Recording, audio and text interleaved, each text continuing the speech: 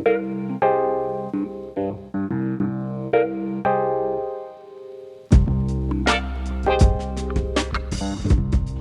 this is Keith from Brew Coffee, and today we're going to learn how to brew on a V60.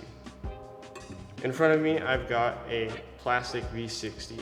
V60 is one of the classic pour-overs, incredibly easy to use, incredibly fun to do. And I've got a plastic version in front of me right now. There's a couple different variations of this. You can get lots of different colors. You can get it in glass, get it in ceramic. I like the plastic one because it doesn't capture too much heat and super durable.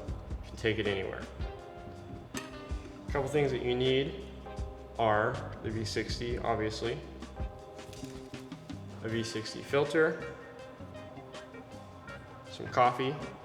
Today I'm using our El Salvador Himalaya, and you need a kettle with hot water. Let's get started.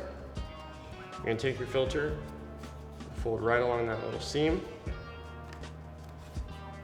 open it up, put it in your brewer. As always, we're going to give it a little bit of a rinse just to get rid of any paper taste and to warm up our brewer. Once all that water is dripped through, go ahead and discard that water. Put it back on. And then we're going to grab our coffee. You want to weigh out 20 grams of whole bean coffee, and then you're going to grind it right around the fineness of sand. Go ahead and pour that in.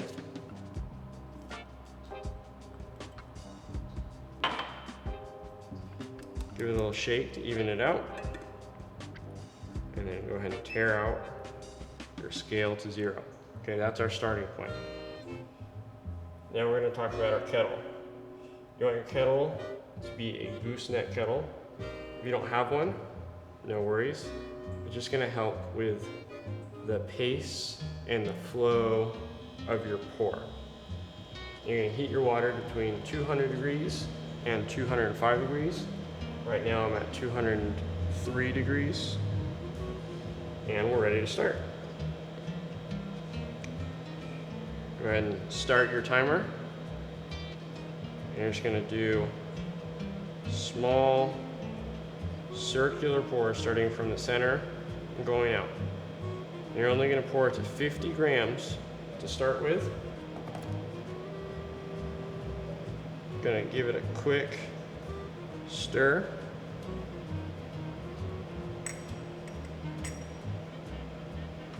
And then you're just going to let it kind of degas. And what you're going to see is called a bloom, where these bubbles come up. And what's happening is all the gas that's trapped inside the roasted coffee is releasing. And that gas can be sometimes come across as bitterness. So we want to let all of that kind of leave our coffee. And right around 50 seconds in, we're going to go ahead and start our next pour. Again, we're going to start in the center. You're just going to slowly go in spirals from the center all the way out, and then spiral all the way back in.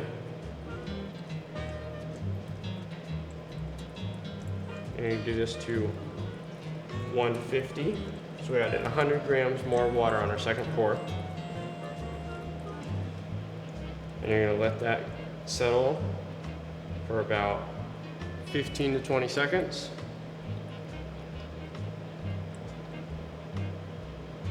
All right, and then once you're ready, you're just going to keep doing the same thing. Slow, even pours all the way around. Again, you're going to go up another 100 grams, so we're at 250 grams of water in. You're going to let that drain through the filter for about another 15-20 seconds. Let it breathe. All right, and then this is going to be our last pour. We're going to end at 320 degrees. So that should be a 1 to 15 ratio of coffee to water. Gonna give it one more stir. And if you don't have a stir stick, you can use a spoon, or you can simply just grab your brewer, give it a little shake like that. We just want to level out that bed of coffee, make sure everything gets evenly extracted all the way through. And with this, you're looking at a 2 to maybe 3 minute brew time, depending on what kind of coffee you're using. If it starts to go longer than that, you might want to adjust the grind a little bit coarser.